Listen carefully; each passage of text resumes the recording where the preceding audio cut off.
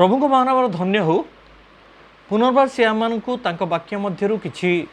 कहवाक जाऊँगी मु विश्वास करे से परात्पर परमेश्वर राजा मान राजा प्रभु मानकर प्रभु देव मानकर देव परमेश्वर आम जाचु से कथा कहती सब बेले विभिन्न प्रकार से कथा कही था आते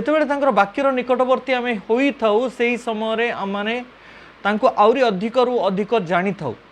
कहीं प्रभु को जानिबा एक दैनंदिन जीवन गोटे गोटे विषय गोटे दिन रे दुई दिन रे बा मासे वर्षे आम प्रभु को संपूर्ण रूपे जानी न था एपरिक प्रभु को संपूर्ण रूपे जानिबा कौनसी मनुष्य पक्षर असंभव कारण सी अनुसंधेय परमेश्वर बोली वाक्य लिखा जाए आई परमेश्वर को प्रतिदिन जानुथार आवश्यकता रही आपण मैंने जानते याकूब 4 पर्व 8 पद लिखा जाए सदा प्रभुଙ୍କର निकटवर्ती हुओ ताहरे से तुम निकटवर्ती हेबे ये गोटे रेसिप्रोकेशन रेसिप्रोकाल रिलेशन माने द्विपाक्षिक संपर्क विषय एठारे शिक्षा दि जाए आम जाचु जे तांको निकटवर्ती हेले से आम निकटवर्ती हेबे सिंपल कथा से आसतु आज वाक्य देखी आम आहरी टिके तांकर निकटवर्ती होगा चेष्टा करवा मोर प्रिय मैंने आज सकाळु जेतेबेले मु गोटे वाक्य पाठ करुली से मो मन को आसला जे एटा को प्रकार विषय रे एठारे लिखा जाए बोली आई वाक्य को मुझे सम्मुख में रखा चाहे आपण मानकर आहरी मोर चिर परिचित एव्री पुस्तक आपण मैंने जानते एव्री पुस्तक तार 5 पर्व 12 पदर गोटे बढ़िया विषय लिखा जाए ये टोटल चैप्टर गोटे इंटरेस्टिंग चैप्टर आपण मैंने जानते एव्री पुस्तक को मध्य बाइबल रो टोटल माने स्मॉल बाइबल भाव में तुलना करा जाए विश्वासर पुस्तक एटा विश्वास विषय अति प्रांजल भाव में बुझा जाए आउ एठारे गोटे विषय लिखा जाइए जोटा कि मोर दृष्टि आकर्षण करिथिला जोटा कि आपण मानक सम्मुख में मुझे विषय को बांटिबा को चाहे एव्री तार 5 पर्व 12 पदर ये प्रकार लिखा जाए कारण यद्यपि एते समय मध्य तुम्भ मानकर शिक्षक हेबा उचित थिला तथापि ईश्वरंक वाक्यर प्राथमिक मौलिक सूत्र गुड़िक कही जे तुम्भ मानक शिक्षा दिए यह पुनर्बार तुम मानकर प्रयोजन अच्छी वाक्य लिखा जाए यद्यपि एते समय भितर तुम शिक्षक हेबार माने शिक्षक हेबार उचित थिला आम किए किए कहूँ आम जन्मरू प्रभु को जाचु अभी ख्रीस्टियन कहवा को मत बहुत अड़ुआ फिल एथिपाई हुए जोटा वाक्य सम्मत ख्रीस्टियन शब्द आम मैंने जाचु यही शब्दटा आम प्रेरित पुस्तक आसी आपण मैंने जानते बाइबल रे टोटल बाइबल रे आपण जदि खोजे केवल 2टा जगार ख्रीस्टियन शब्द लिखा जाए गोटे प्रेरित रे आ गोटे पितरंक पत्र रे आपण मैंने सेटा खोजे पाइबे गोटे मु आपण मान सम्मुख में कहवाक चाहे प्रेरित तार 11 पर्व 26 पदर ये प्रकार लिखा जाए प्रेरित 11:26 पुणी से तांकु पाई आंतिओखिया को घेनी आसिले सेमाने संपूर्ण 1 वर्ष पर्यंत मंडलीर सहित रही अनेक लोकों को शिक्षा देले पुणी आंतिओखिया रे शिष्य माने प्रथम रे ख्रीस्टियान बोली आख्यात हेले केमिति ख्रीस्टियान बोली आख्यात हेले सेमाने गोटे वर्ष पर्यंत मंडलीर सहित रही शिक्षा पाइबा द्वारा सेई शिष्य माने प्रथमे आंतिओखिया रे ख्रीस्टियान बोली से माने आख्यात है ख्रीस्टियान शब्दटा एठी प्रथम थर पई बाइबल मध्य आसी आम जाचु प्रेरित पुस्तक रे आंतिओखिया रे प्रथमे से माने ख्रीस्टियान बोली ख्यात हेले आउ केमिति गोटे वर्ष शिक्षा कलापर से शिक्षा को पालन कलापर से शिक्षा रे रहिबा द्वारा आउ ख्रीष्टन को अनुसरण करने द्वारा ख्रीस्टियान बोली ख्यात हेले आज आम चिंता करू जे आम निजे निज को देखिकी चिंता करूँ आम केमती क्यों प्रकार आम ख्रीस्टियान बोली आख्यात होइछु सेटा आम चिंता करूँ से मत बहुत अड़ुआ लगे कारण ख्रीस्टियान बोली आख्यात होइथिबा लोक बहुत अच्छा जो मैंने कि ख्रीष्टन को जानती ना आउ सेटा गोटे नेचुरल जिनस एथरे मु काहाको आक्षेप करने को चाहे ना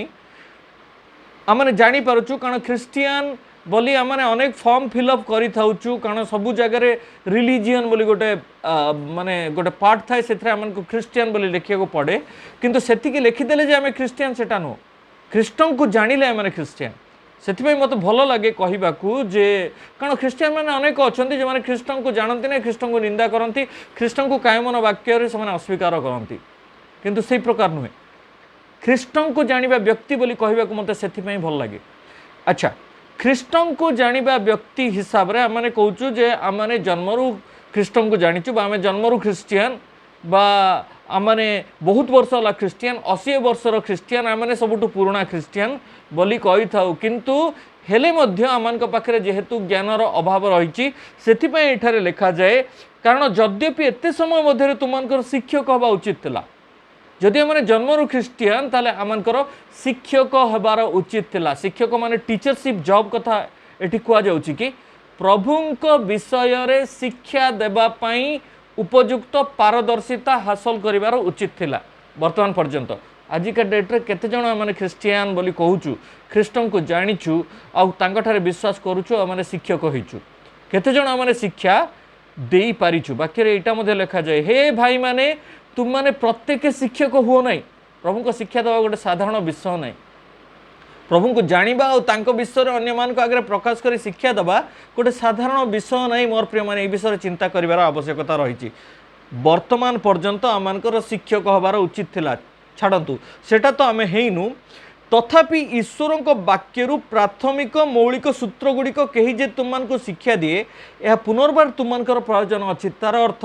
ईश्वर वाक्य मध्य गोटे प्राथमिक मौलिक सूत्र रही अछि सेटा प्रति ख्रीष्ट को जानिथिबा व्यक्ति जानिबा आवश्यक प्रति ख्रीष्ट को जानिथिबा व्यक्ति कौन जानिबा आवश्यक ईश्वर वाक्यर प्राथमिक मौलिक सूत्र एटा जदि जानी नहीं जणे किछि अर्थ नहीं तार सी केते ख्रीस्टियान कहले मध्य से प्रकृत में ख्रीस्टियान नुह नामधारी ख्रीस्टियान अनेक अच्छा केते प्रकार ख्रीस्टियान अच्छा विभिन्न रंग बिरंगर विभिन्न प्रकार ख्रीस्टियान अच्छा आम जानूचु मोर प्रिय मैंने से प्रकार नुहे ख्रीष्ट को जानी ख्रीस्टियान मान विषय एठारे प्रकाश करा जाए तो से ईश्वर वाक्यर प्राथमिक मूल सूत्र विषय जिते मुझे चिंता कली से मो मन को आउ गोटे वाक्य मत स्पर्श कला मुझे वाक्य को आगे रखा चाहे पितरंक द्वितीय पत्र द्वितीय पितर तार 1 पर्व 8 पद तार पूर्वापर प्रसंग अनेक अच्छी किंतु से 8 पद को मुझे सम्मुख में रखा चाहे यही सबू तुम वृद्धि पाइले आंभ मान प्रभु जीशु ख्रीष्ट विषयक ज्ञान रे पूर्णता लाभ करने निमंते तुम मानक शिथिल और फलशून्य हेबाकू देव नाही किछि विषय एठारे पितल लेखन्ति विभिन्न विषय जो सबू जदि आम मध्य वृद्धि पाइब ताले गोटे विषय आमको मिलिबो प्रभु जीशु ख्रीष्ट विषयक ज्ञानर पूर्णता एटा भलरे मन देकी शुणु प्रभु जीशु ख्रीष्ट विषयक ज्ञान रे पूर्णता लाभ करने दरकार एब्री पुस्तक रे प्रकाश करा जाए ईश्वर वाक्यर प्राथमिक मौलिक सूत्र और सेटा कौन प्रभु जीशु ख्रीष्ट विषयक ज्ञान रे पूर्णता लाभ करने आवश्यकता अच्छी प्राथमिक मौलिक सूत्र जदि ईश्वर वाक्य आम जाना चाहूँ आम को कौन करार अच्छी प्रभु जीशु ख्रीष्ट विषयक ज्ञान रे पूर्णता लाभ करार आवश्यकता रही तो ये प्रभु जीशु ख्रीष्ट विषयक ज्ञान पूर्णता कौन सेटा जानिबा दरकार प्रभु जीशु विषय आम जानिबा दरकार अनेक विषय अच्छी मोर प्रिय माने किछि जिनस मु आपण मान सम्मुख में प्रकाश करने को चाहे आम समस्ते जानिछु जे ख्रीष्टंकर जगत को आगमन करिवार किछि उद्देश्य थिला प्रभु जीशु ख्रीष्ट पिता परमेश्वर पुत्र परमेश्वर पवित्र आत्मा परमेश्वर ये तीन एक एक तीन परमेश्वर त्रयी एक परमेश्वर से माने जेकोसी कार्य करती योजनाबद्ध भाव में करती एमती सेमती कर दियंती नहीं जेकोसी विषय को सृष्टि करती जेकोसी विषय माने प्लान करती सेटा को बहुत योजनामूलक भाव में प्लान करती तार किसी गोटे पर्पज थाए तार किसी गोटे उद्देश्य थाए आम जाचु बाइबल आदि पुस्तक प्रकाशित वाक्य मध्य जदि आम खोजा अन्वेषण करवा ताहले आम प्रत्येक वाक्य पाइपर प्रभुंकर कार्यर किसी गोटे उद्देश्य प्रभुंकर योजनार किसी गोटे उद्देश्य एमती सेमती कथा नहीं ठीक से परी आम माने प्रभुंक वाक्यरू जदि प्राथमिक मौलिक सूत्र जानिबा को चाहूँ ख्रीष्टंकर ଖ୍ରୀଷ୍ଟଙ୍କ ବିଷୟକ ଜ୍ଞାନରେ ପୂର୍ଣ୍ଣତା ଲାଭ କରିବାକୁ ଆମେ ଚାହୁଁ ତାହେଲେ ତାଙ୍କ ଉଦ୍ଦେଶ୍ୟ ବୁଝିବା ନିହାତି ଆବଶ୍ୟକ। ଗୋଟିଏ ବିଷୟ ଦେଖିବା, ଯୀଶୁଖ୍ରୀଷ୍ଟଙ୍କ ଆଗମନର ଉଦ୍ଦେଶ୍ୟ କ'ଣ? ଯୀଶୁଖ୍ରୀଷ୍ଟ ଯେଉଁ ଜଗତକୁ ଆଗମନ କରିଥିଲେ ତାର ଉଦ୍ଦେଶ୍ୟ କ'ଣ? ଅନେକ ବିଷୟରେ ଆମେ ଅନେକ ଆଲୋଚନା କରିପାରିବା, କିନ୍ତୁ ମୁଁ 5ଟା ବିଷୟ ଆପଣମାନଙ୍କ ସମ୍ମୁଖରେ ରଖିବାକୁ ଚାହେଁ। ଆମେ ଜାଣିଛୁ ଆଦମ ହବା ଯେତେବେଳେ ପାପ କଲେ ଆଉ ସେମାନେ ଆଉ ସେଇ ଏଦନ ଉଦ୍ୟାନ ମଧ୍ୟରେ ସେମାନଙ୍କ ନିମନ୍ତେ ବଳି ସାଧନ ହେଇଥିଲା, ଯେଉଁଟାକି ଆଉ ଗୋଟିଏ ମେଣ୍ଢାକୁ ମରାଯାଇଥିଲା, ମେଷ ଶାବକକୁ ମରାଯାଇଥିଲା। ଆଉ ସେଇ ମେଷ ଶାବକର ରକ୍ତ, ପଶୁର ରକ୍ତ ସେ ପାପକୁ ଆଚ୍ଛାଦନ କରିଥିଲା, ତାକୁ ସଫା କରିନଥିଲା। ତାପରେ ଶୈତାନ ମନୁଷ୍ୟମାନଙ୍କ ମଧ୍ୟରେ ପ୍ରବେଶ କରି ସବୁବେଳେ ପ୍ରଭୁଙ୍କ ବିରୁଦ୍ଧରେ ବିଦ୍ରୋହ କରିବା ଆରମ୍ଭ କଲା। ଆଉ ମନୁଷ୍ୟମାନେ ମଧ୍ୟ ଯେତେବେଳେ ବିଦ୍ରୋହ କଲେ ତାପରେ ଦେଖାଗଲା ସେଇ ବଳି ସଫିସିଏଣ୍ଟ ହେଲା ନାହିଁ। ସେଥିପାଇଁ ଯୀଶୁଖ୍ରୀଷ୍ଟ ନିଜେ ଓହ୍ଲେଇ ଆସିଲେ ଜଗତକୁ, ନର ରୂପ ଧାରଣ କଲେ, ବାକ୍ୟ ଦେହବନ୍ତ ହେଲେ। ଦେହବନ୍ତ ହେଲା ପରେ ଅଟୋମେଟିକାଲି ସେ ଆମମାନଙ୍କ ପାଇଁ ଜୀବନ ଦେଲେ। ଆଉ ସେଇ ଭିତରେ ହିଁ ଆମେ ଦେଖିବା ଯୀଶୁଖ୍ରୀଷ୍ଟଙ୍କର ଜଗତକୁ ଆଗମନର ଉଦ୍ଦେଶ୍ୟ। ସେଇ ଜାଗାରେ ହିଁ ଆମେ ଜାଣିଛୁ ଆଦମ ହବାଙ୍କ ଠାରୁ ଯେତେବେଳେ କି ସୃଷ୍ଟି କଣ୍ଟିନ୍ୟୁଅସଲି ହେବାରେ ଚାଲିଲା,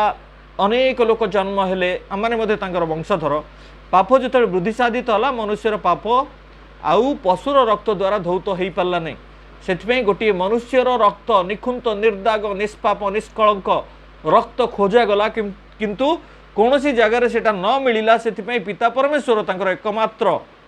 ଅଦ୍ୱିତୀୟ ପୁତ୍ରଙ୍କୁ ଜଗତକୁ ମନୁଷ୍ୟ ରୂପରେ ପ୍ରେରଣ କଲେ। ଆଉ ପ୍ରେରଣ କଲା ପରେ ସେ ଆମମାନଙ୍କ ନିମନ୍ତେ ଜୀବନ ଦେଲେ। ତାଙ୍କର ଉଦ୍ଦେଶ୍ୟ ପରିତ୍ରାଣ ସାଧନ କରିବା, ଶୈତାନ ଠାରୁ ଆମମାନଙ୍କୁ ପୃଥକ କରିବା, ତାଙ୍କ ରାଜ୍ୟକୁ ପୁନର୍ବାର ଆମମାନଙ୍କୁ ନେଇକି ସମ୍ମିଳିତ କରାଇବା, ସେଇ ଉଦ୍ଦେଶ୍ୟ ନିମନ୍ତେ ସେ ଯୀଶୁଙ୍କୁ ପ୍ରେରଣ କଲେ। এই জায়গায় ମୁଁ 5টা ବିଷୟ ଆପଣମାନଙ୍କ ସମ୍ମୁଖରେ ରଖିବି, ଯେଉଁଟାକି ଯୀଶୁଙ୍କର ପୃଥିବୀକୁ ଆଗମନର 5ଟା ଉଦ୍ଦେଶ୍ୟ। ପ୍ରଥମ ଉଦ୍ଦେଶ୍ୟ ହେଉଛି ଆମେ ଦେଖିବା ଯୀଶୁଙ୍କ ଜନ୍ମ। ଯୀଶୁଙ୍କ ଜନ୍ମ ପଛରେ ପ୍ରଥମ ଉଦ୍ଦେଶ୍ୟ ଥିଲା ସେ ଜଗତରେ ଦେହଧାରୀ ହେବେ, ସେ ଦେହବନ୍ତ ହେବେ,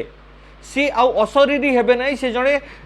ଆତ୍ମାରୂପୀ ପରମେଶ୍ୱର ହେଲେ ମଧ୍ୟ ସେ ଦେହବନ୍ତ ହେବେ। କାରଣ ବାକ୍ୟରେ ଲେଖାଯାଏ ରକ୍ତପାତ ବିନୁ ପାପ ମୋଚନ ଅସମ୍ଭବ। ଆଉ ସେଇ ରକ୍ତ ପୁଣି ନିଖୁନ୍ତ, ନିର୍ଦାଗ, ନିଷ୍ପାପ, ନିଷ୍କଳଙ୍କ ରକ୍ତ ହେବାର ଆବଶ୍ୟକତା ରହିଛି। ଆଉ ସେଇ ବ୍ୟକ୍ତି ଜଣେ ମଣିଷ ହେବାର ଆବଶ୍ୟକତା ରହିଛି। ଆଉ ସେ ଏକାଧାରରେ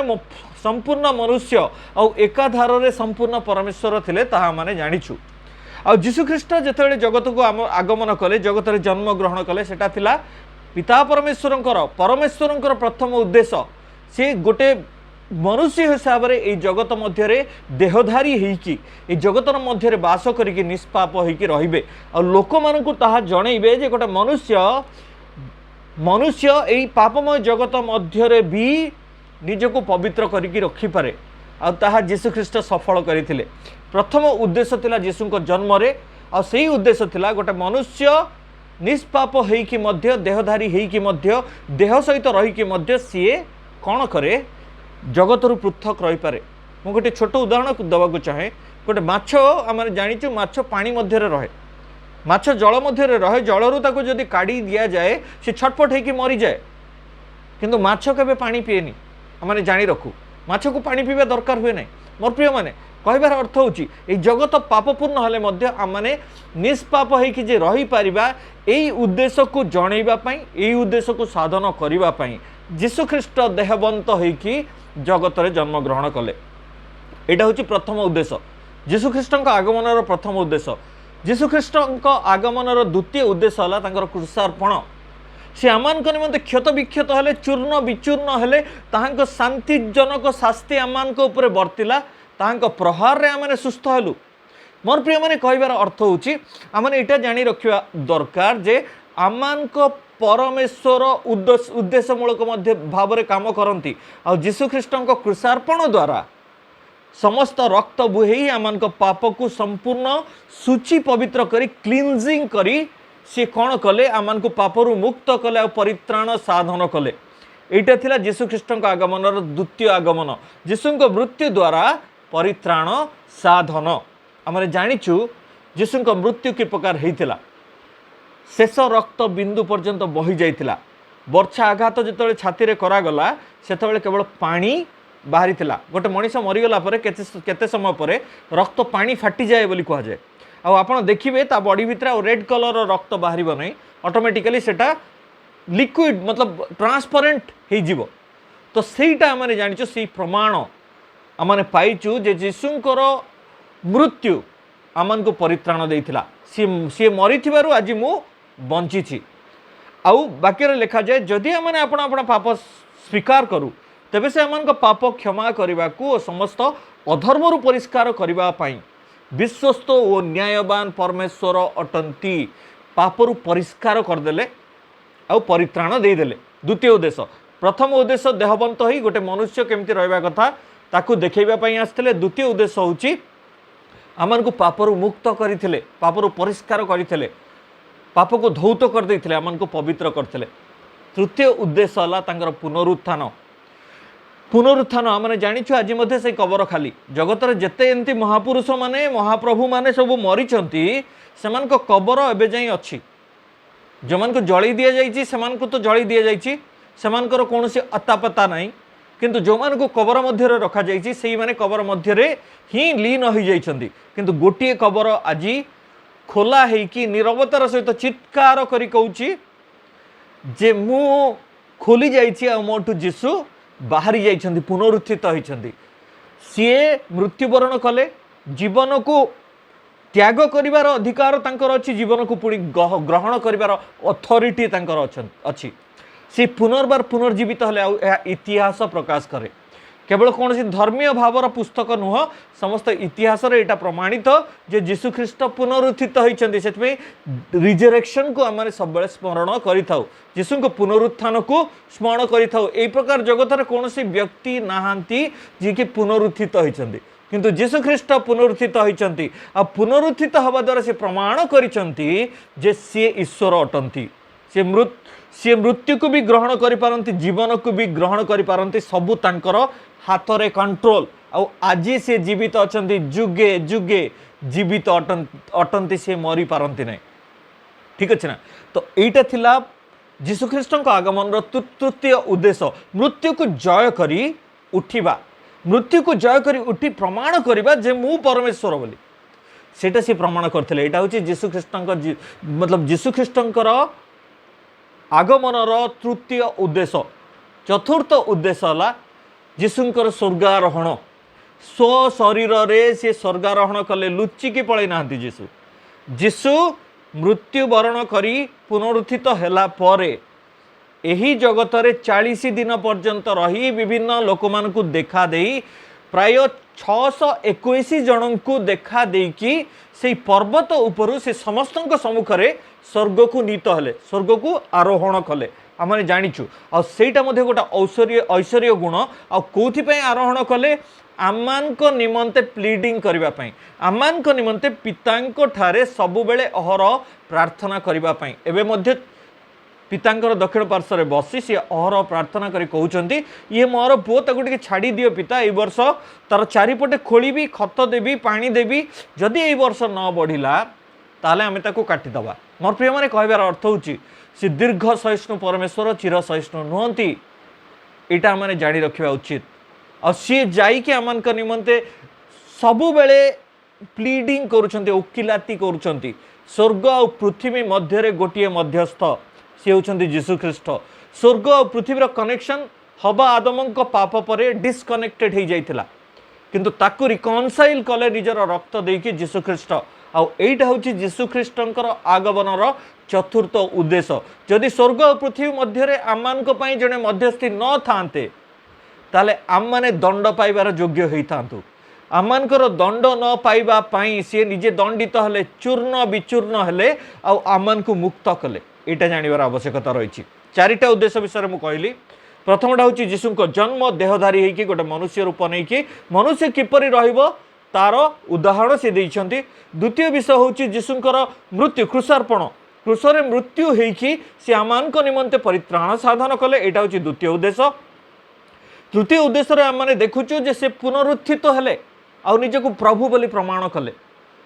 निजको प्रभु बोली प्रमाण कले। चतुर्थ उद्देश्य होची तांकर स्वर्गारोहण आमान निमंते प्लीडिंग करबा पई आमान निमंते ओकिलाती करबा पई आमान को निमंते स्वर्ग और पृथ्वी मध्य गोटे मध्यस्थी हवा निमंते सीए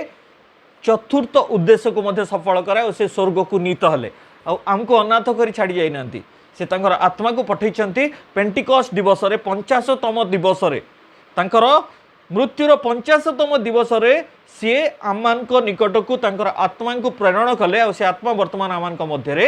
वास करंती आमान को गाइड करंती गार्ड करंती चारिटा उद्देश्य पंचम उद्देश्य तांकर द्वितीय आगमन आ एटा बहुत इंपोर्टेंट आम जानिबा उचित बाकी लिखा जाए जो 14 पर्व 1 पदरे तुमको हृदय उद्विग्न न हो मोहर पिता गृह रे अनेक वासस्थान अच्छी तुमने मते विश्वास कर और मोर पिता मध्य विश्वास कर मोर पिता गृह रे अनेक वासस्थान अच्छी जदि न था मु कही था मु जाऊँगी तुमान निमंते स्थान प्रस्तुत करी पुणी तुमान निकट को आसी तुमान को मो सहित नहीं जीवी आमान सहित बास करने को चाहूबा इमानुएल परमेश्वर प्रॉमिस प्रतिज्ञा यहाँ से कहती आमान को नहीं जावाई आम स्थान प्रस्तुत करुँच आम बिल्डिंग चलती उपरे आमान स्थान तैयारी करें जाइए सेठी रहा आम केते योग्य से भाबार आवश्यकता रही पुनर्बार मु आसबि तुमको नहीं जीवी तार अर्थ द्वितीय आगमन को बुझाए प्रभु पुनर्बार द्वितीय आगमन करने को चाहूँगी मोर प्रिय मैंने बड़ दुख लगे मंडली गुड़िक द्वितीय आगमन विषय एत जोरे प्रचार हुए किछि खराब नहीं भल किंतु प्रथम आगमन विषय तो जानिबा आवश्यक प्रथम आगमन न जानिकी आम द्वितीय आगमन कौनटा जानिबा किछि जानि परिबानी प्रथम आगमन को जानिबा तांकर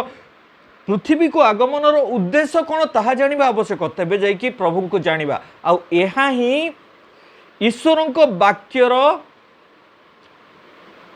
मौलिक सूत्र गुड़िक ईश्वर वाक्यर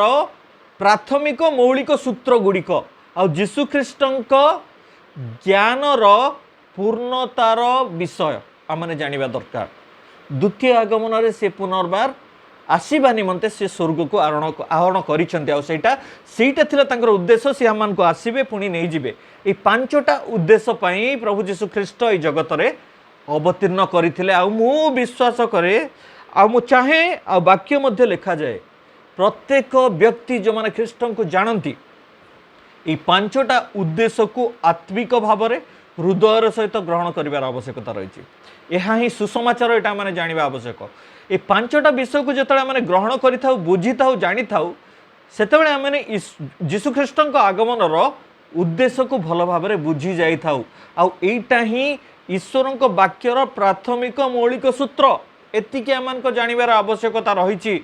मोर प्रिय माने पांचटी उद्देश्य रु चारिटा उद्देश्य ऑलरेडी सफल हो जाइए घटी जाइए गोटे मात्र उद्देश्य बाकी अच्छी आपण मैंने जानते से उद्देश्य कौन तांको द्वितीय आगमन आपण मैंने भलरे जानती तांको द्वितीय आगमन होची से उद्देश्य से आसवाक जाउछन्ते से कहउछन्ते मु शीघ्र आसुअछि प्रत्येक को अपना अपना कर्म अनुसार फल देवा निमंते मु शीघ्र आसुअछि बोली वाक्य रे लिखा जाए मोर प्रिय माने कहिबार अर्थ होछि आमान को प्रस्तुत और जागृत जीवन काटिबार आवश्यकता रही जीशुख्रीष्ट शीघ्र आसुअछन्ति ताहांकर द्वितीय आगमन सन्निकट और तार चिन्ह गुड़िक आम देखा पाऊँ आपण मैंने जदि देखिए जानीपारे आपण मैंने पढ़ी मु खाली पढ़ी दौची द्वितीय आगमन अति सन्निकट और तार चिन्ह गुड़िक द्वितीय तिमोथी तार 3 पर्व 1 पदरु किछि पद मु पढ़ुची से मध्य लिखा जाए तांको चिन्ह गुड़िक सबु जगार लिखा जाए माथ्यू आरंभ करी प्रकाशित वाक्य पर्यंत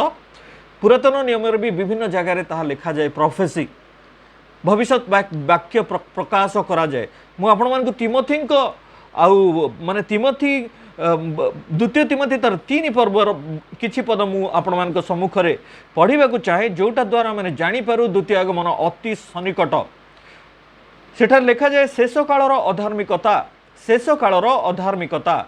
किंतु यह जानी था जे शेष काल रे भीषण समय उपस्थित हब